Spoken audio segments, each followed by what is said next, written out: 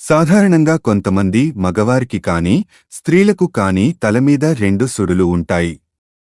ఇలా నెత్తిమీద రెండు సుడులు ఉంటే వారు రెండు పెళ్ళిళ్ళు చేసుకుంటారని ఆట పట్టిస్తూ ఉంటారు. పల్లెటూర్లలో ఈ మాటలు ఎక్కువగా వినిపిస్తూ ఉంటాయి. మరి ఇది నిజమేనా?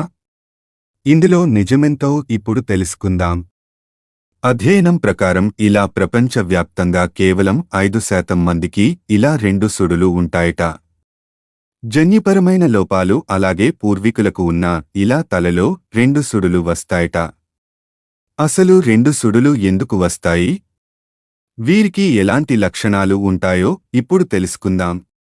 తలలో ఇలా రెండు సుడులు ఉంటే వారు రెండు పెళ్ళిళ్ళు చేసుకుంటారని గ్రామీణ ప్రాంతాల్లో అంటూ ఉంటారు. రెండు సుడులు ఉన్నంత మాత్రాన రెండు పెళ్ళిళ్ళు చేసుకుంటారనేది కేవలం అపోహ మాత్రమే. ఈ నిజం ఇప్పటివరకు రుజువు కాలేదని, కేవలం నమ్మకాల మీద ఇది ఆధారపడి ఉంటుందని శాస్త్ర నిపుణులు అంటున్నారు. తలలో రెండు సుడులు ఉన్నవారికి మంచి గుణాలు ఉంటాయట. వారు ప్రేమ, సహాయం, సహనం వంటి లక్షణాలను కలిగి ఉంటారని జ్యోతిష్య శాస్త్రం చెబుతోంది. వీరు గొడవలు, తగాదాలకు దూరంగా ఉంటారట. జన్యువుల లోపం కారణంగానే ఈ లోపం వస్తుందని, దీని గురించి పెద్దగా చింతించాల్సిన అవసరం లేదని నిపుణులు అంటున్నారు. పురుషులకు కానీ మహిళలకు కానీ ఇది వారసత్వం నుంచి కూడా వస్తుందట. ఇది కేవలం శరీరంలో ఒక లక్షణం మాత్రమేనని వెల్లడించారు. రెండు సుడులు ఉన్న స్త్రీలు కానీ పురుషులు కానీ 2 సార్లు పెళ్లి చేసుకుంటారని నమ్ముతారు.